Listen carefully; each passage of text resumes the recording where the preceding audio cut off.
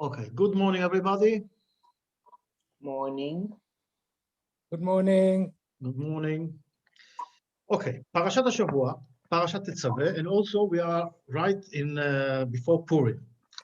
And is there a connection with the Parasha in Purim? Of course there is, there always is.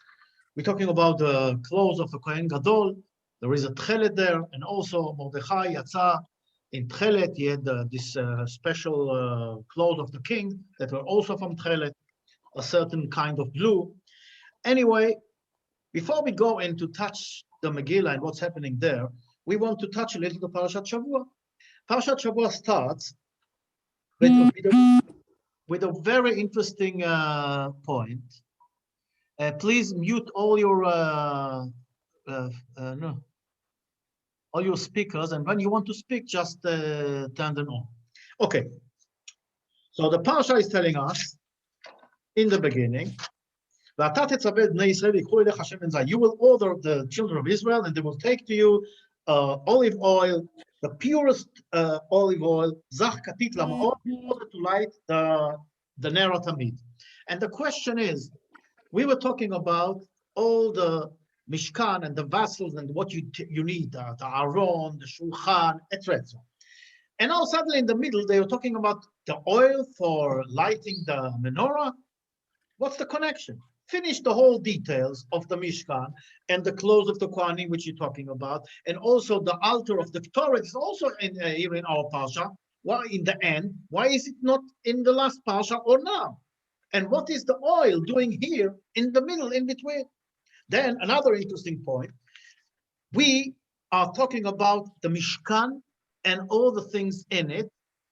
So the normal focus here, we talk about building all things that we need and the Mishkan itself, and all the other stuff. And then we will talk about the clothes that the Kohanim have to wear. And then we will talk about the Kohanim themselves. But here, before we even talk about the clothes of the Kohanim and finishing all the details of the Mishkan itself, we are putting in the Kohanim themselves, which is also very strange. So it looks like there is no order here. Right? It goes like, why is it in this order? The truth is that that's exactly the right order, because as we said, the whole idea of the Mishkan is that God says, God wants to be with us, dwell among us, inside us.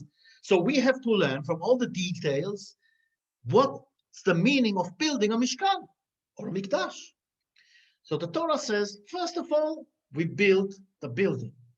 Then you have to understand, before the idea of the human being comes into the Mishkan, because they are the one who has to have to do the work, the Kohanim. But before we talk about them, you have to talk about the oil, that it has to be pure. Pure, says Rashi, only the first drop of the olive is good, kosher, what we mean, for the menorah. The second drop, no good. Which is also very interesting. Why? Why do we need such a pure oil? And by the way, for all the other things in the Mishkan, in the Mikdash, there is no problem with the second drop. So what's so special about the menorah? The menorah is the light, the candle of the menorah, that when you light her, that's the light of the Torah. And the Torah tells us that the light of the Torah has to come from the purest source. Nothing has to be involved in it. Pure for God, pure with no other meanings, intention, benefit, whatever it is. That's why before we put in the position the human being, the Kohanim, they have to know that they have to come from a source which is purified to the first drop. Otherwise, don't do the work. You cannot connect us with God if you are not being with pure oil, pure intention. This is the only way to do it. So after we take the Kohanim, And we explain to them that before we choose you, you have to understand the source is pure, 100% pure. Now, the Kohanim themselves, also very interesting. Now you take them, the Kohanim, Aaron, your brother, and his sons, from inside Am Yisrael. Mitoch, from inside the children of Israel. What does it mean? Why? Where do they come from? From space? Well, the aliens? Of course they are from Am Yisrael. They're a part of Am Yisrael, the Kohanim. So why is here this a special thing that the Torah has to specify specifically mitoch bnei Israel? Because a leader, and by the way, especially a spiritual leader, you would think he has to be so high, that is so spiritual, as we also said now in a minute. He needs to be, let's say, nature from the purest oil, from the purest source. So he has to be something up there in heaven. Says the Torah, no, that's no. He has to be connected to heaven. He has to be, let's say, his Torah, his ideas, his intention have to come from the purest source. But he has to be one of you, because otherwise there is no connection. And there is no connection. How can you even listen to him? How can he have an influence on you? For example, let's imagine this rabbi.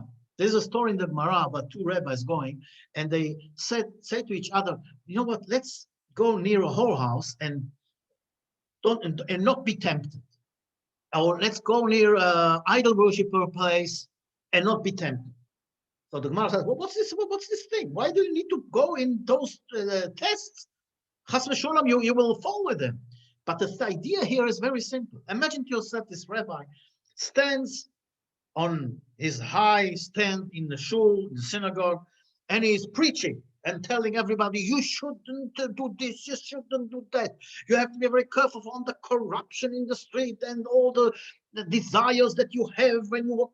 And the congregation says to himself, what is he talking about, this guy?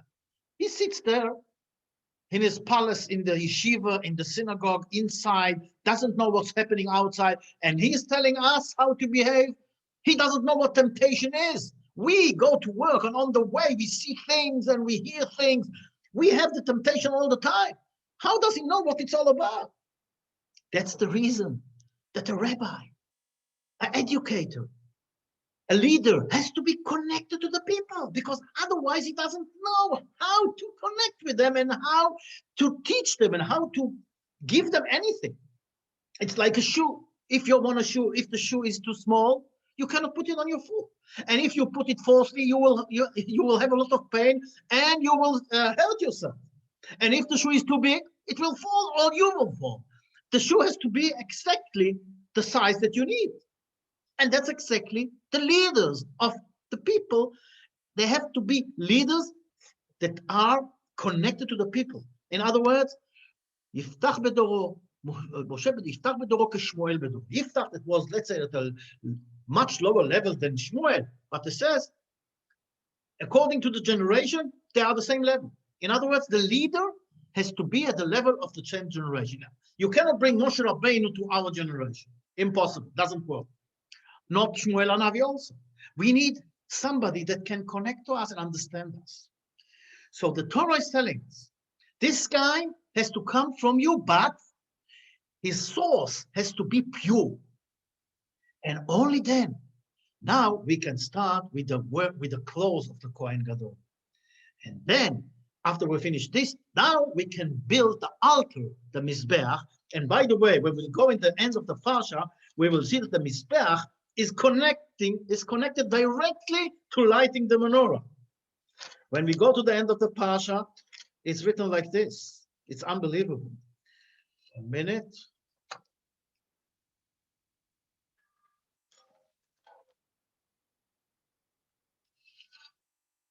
ועשית מזבח מכתר קטורת עצי שיטים תעשה אותו. You should make an altar for the Torah, and then where you do it,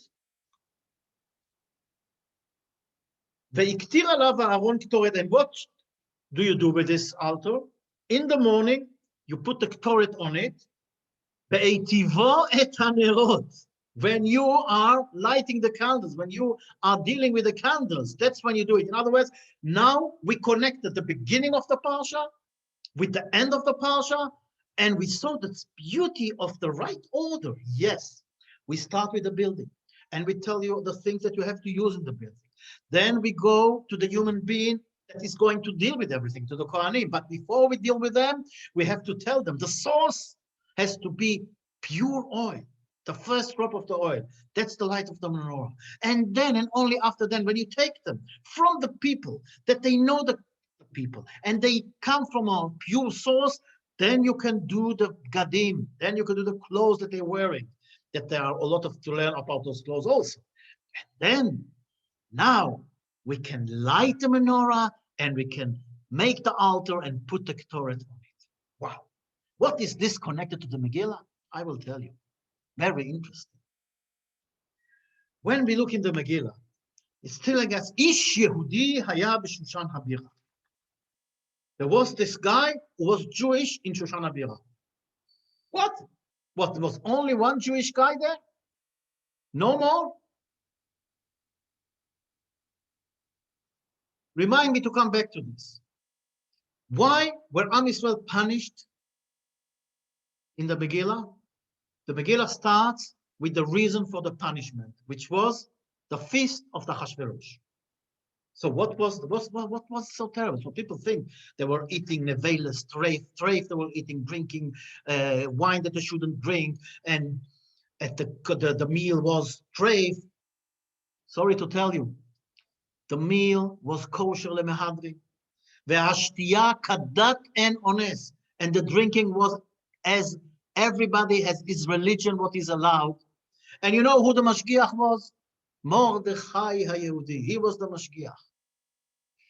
And he made sure that everything is going to be kosher, because the king Achashverosh, he was not stupid. He wanted everybody to be happy with him. So he gave every nation, every people, he gave them what they eat, what they drink, according, and nobody forced nobody to do anything they doesn't want to. So what's the problem? So the Jews came to the feast, and they ate kosher, they drank wine kosher, everything is according to the halacha. So what's the problem? Says the Gemara, Ne'enu miseudato shel oto rasha. They enjoyed the meal of this Rasha. Enjoyed the meal? So what? So what? I tell you what. What meal do you think it was? The Gemara tells us, and the Megillah, Vekelim mikelim shonim. They had all sorts of kelim, of cutlery and things. But you know what's kelim mikelim shonim? They were using the things from the Mikdash. We were talking now about the tools and all the parts of the Mishkan and all the vessels of the Mishkan. He was using them in this feast. Nevertheless, he was wearing the clothes of Kohen Gadol. And Jews sit and enjoy. Okay, the king invited you. You have to go. The king invited you. So you go, you eat, and you go back. No, they enjoy. And on top of this, what is this guy doing, Achashverosh? He is calling his wife, the queen, to come bare naked. So can you imagine to yourself what a feast this was? And what was going all around? So it was using the tools of the Mishka, of the Mikdash. He was wearing the clothes of Kohen Gadol. And there were who knows what in. And you sit and enjoy. The Gemara says, not that they ate there or drank there. They enjoyed. They could eat, they could eat, and they could also drink. But enjoy. And this reminds me always, years ago, I was invited to a bar mitzvah. I think I told it to you once before. Bar mitzvah for a neighbor, a good neighbor. He's not religious, but you know, you go. Why? It's the place was kosher, no problem. We're sitting there in the hall. Suddenly, music, trumpets, and the bar mitzvah boy comes in. How does he come in? He's on this. How do you say apirion? I don't know how you say it in English. Like they're carrying him on a special thing, and a few girls dancing in front of him, and I don't want to tell you how those girls were dressed. And this is a bar mitzvah, celebrating the age of coming to do the mitzvah for the Kodesh Baruch Hu, and this young boy comes in with, let's say, the opposite of what he should do. Tell you the truth, I stayed and I enjoyed the meal. I didn't like the idea, but I enjoyed the meal. But I had somebody in front of me who was sitting, and when he saw what's happening, he left 1 minute later, just left the place. And I should have done the same thing. But at that time, I wasn't exactly, and I don't know, I don't want to be like those two rabbis to try and tempt myself and see if I can, I don't want to do it. I don't want to go into it. I don't want to fight Yetzer Hara and confront him. You have to be wise, go away from him. But then I understand what's the meaning of enjoying the feast of Ahasuerus. Sitting in a place which is using the tools of Bet HaMikdash, disgracing them, wearing the clothes of Kohen Gadol, and women dressed, or not dressed, sorry. So the atmosphere, that is not an atmosphere for a Jew. Okay, the Torah doesn't tell you don't do it. If you have no option, come, do it like they force you to do it. Do it, eat, and go. That's it. But they sat there and enjoyed. Imagine to yourself a yeshiva boy sits and learns. His father comes to her from his rabbi. Says, the rabbi tells him, no, your son is unbelievable. He's a scholar. Wow. There's only one problem with him. In the middle of the night, he closed the Gemara and he goes to a club in Tel Aviv, to the nightclubs in Tel Aviv. Can this be? No.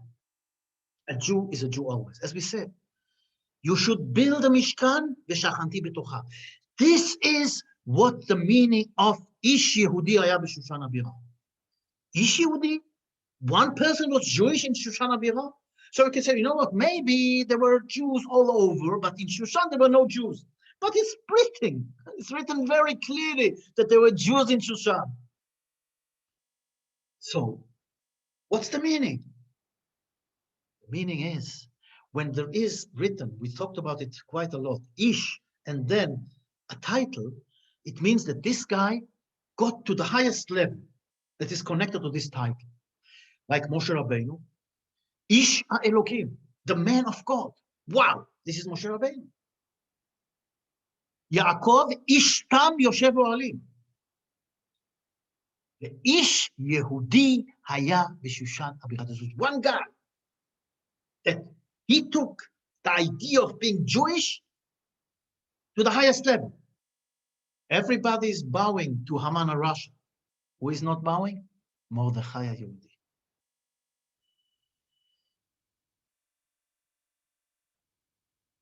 And it's written in the Megillah.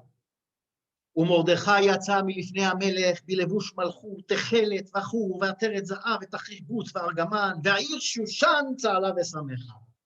Mordechai got out in front of the king. You know, the idea of Haman HaRasha, they asked Hashverosh asked him, what should I do with somebody that I want to do something in his favor? He did something very important to me. I want to do something for him. So Haman HaRasha thought, it's me. I says, wow, you will take a horse of that the king rides on, and you take the clothes that the king wears, and the crown, and somebody that, like from the ministers, the highest minister will take this guy on your horse, and will lead him through the Shushan to the town, and shout to everybody, that's what you should do to the guy that the king wants is good. So the king told him, okay, beautiful, do it to Mordechai HaYehudi. Mordechai HaYehudi. The one that he came in to tell Achashverosh to hang him, and now instead of hanging him, he has to take him. So he's got this idea. He comes, he doesn't know what to do. This is like being humiliated in front of all the town after he was so high. He was the second to the king. He was so important. And everybody knew how he didn't love exactly Mordechai. So now he has to take him on a horse, wearing the king's clothes and the crown. Wow, what do people say? So he comes and he sees Mordechai sitting with a sack. And Mordechai tells him, and he said to Mordechai, come on, let's go on the horses. Well, what, you want me to go like this? I cannot go like this. I have to clean myself, to wash. I'm now mourning for a long time because of what you said. You wanted to kill all of us. So you have to wash me. And I don't want to tell, we haven't got this time to the whole story. Haman Rasha finds himself. And by the way, at that time, Hester Amalka shut down all the places where you can wash yourself. All the places were closed and all the barbers were shut down. So he has to take a key and take Mordechai to the washing place, whatever they call it at that time. And he washes him, cleans him, and then he has to cut his hair because there is no other guy going to do it. And on top of this, now he has to lead him through the town. And you know, when he puts the clothes on Mordechai, the king's clothes, and he has to go up to the horse, what is Mordechai saying? Well, I cannot climb this horse. You have to bend down. And he goes on his back and up on the horse. And Haman is really, all this humiliation is nothing, because what's going to happen now? That's, wow, everybody's going to see. Wow, this is, he cannot even think about it. Suddenly he's got this brilliant idea. He sees the sack that Mordechai was wearing, says, I will take off my clothes and I wear the sack and I will go to town, and now everybody will see a guy with a sack leading somebody as the king. And with all those clothes and everything, everybody will think what? Think, look, Mordechai is humiliated in front of everybody. They will be sure that the guy who is walking with the sack is Mordechai. And who is on the horse? Haman Arasha. Beautiful plan. And it worked so good that when he was approaching his home, was in the main road, the one the city had to go through. His daughter watches him coming. She sees this parade, and she sees in front who? Mordechai is leading her father on a horse. Wow, he says, I'm going to do the finish to this. Like I'll give, how do you say that? Not the strawberry on the cream I will put in. So she goes to the toilet, fills up the bucket with all the trees in this toilet, and waits for Mordechai to come down. Mordechai, yes.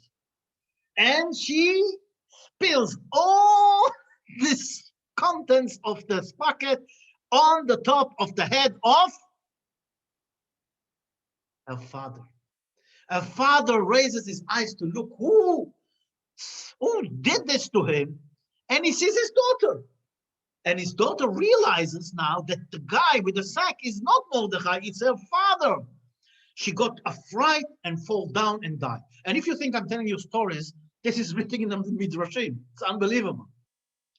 And then what's happening, like with all this dirt, the guys from the king come to take him to the feast that Hester prepared. But this is another story. I want to go back to the idea. Shoshanat Yaakov tza'ala v'samecha birotam yachad techelet Mordechai. What did they see? Yachad techelet Mordechai. The Jews, when they saw this parade coming, they knew right away who is on the horse and who is leading the horse. You know why? Birotam yachad techelet Mordechai. What is the tchelet? It reminds us the clothes of Kohen Gadol.